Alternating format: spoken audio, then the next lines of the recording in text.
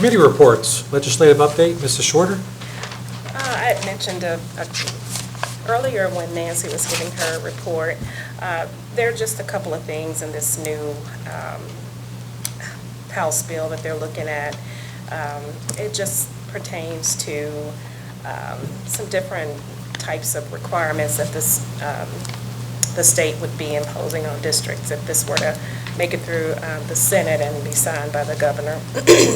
I'll just point out a couple of the things.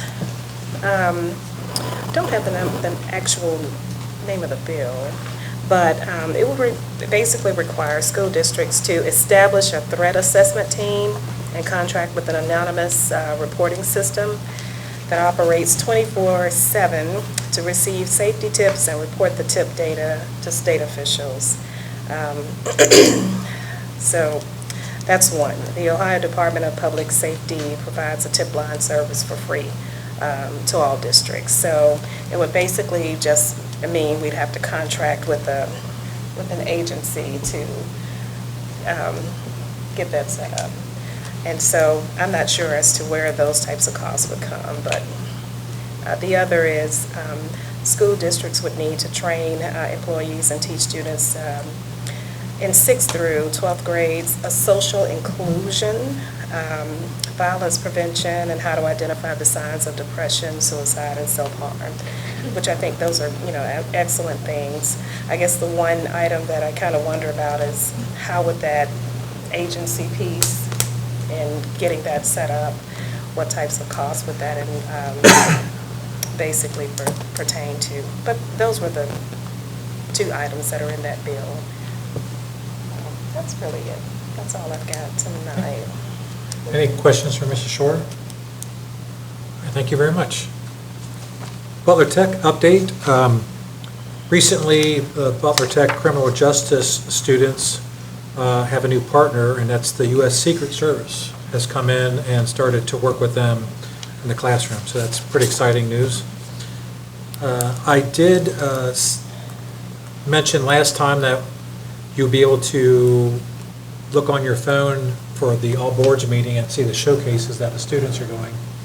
And so from your smartphone, I don't know if it's available on the app yet, but I was able to access the butlertech.org, so the Butler Tech website, and on the main page is a tab for you to click on for the schedule to come up.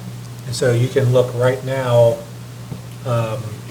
for all the showcases that are being done. So they broke it down by campus, and then you could click on home, your home school, and which in our case would be Fairfield, and it lists, I think right now, just at the D. Russell Lee building at the Fairfield Township campus, I believe there was 145 showcases going on that particular evening.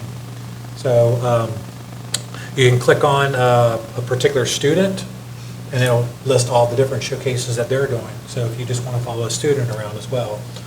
And there will be a way for you to download that onto your calendar so that you can keep track of it. That's really interesting. Wish there was a way for me to project it up on the screen, but it's pretty simple. It's on the main page. It's the first thing you see.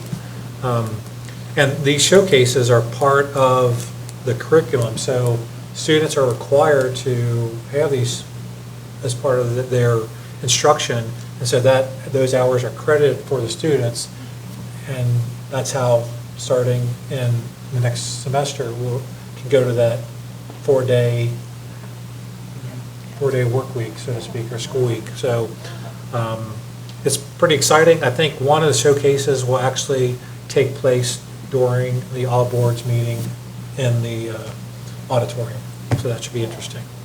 So if you have questions about that, feel free to reach out to me. I will try to get some sort of little handout and email to everyone so that you can just link it right to your computer. So any questions or comments about Butler Tech? Okay. Planning Commission, Mr. Bigley? Not this time. Nothing. Did we just have that open house? We did. Well, how did that go? It went very well. It was pretty well attended, too. Okay, great. We laid out boards within the community center and explained all the different pieces of it, and had the city segmented into a couple of different sections that were the focus of the study. Great. Well, Great.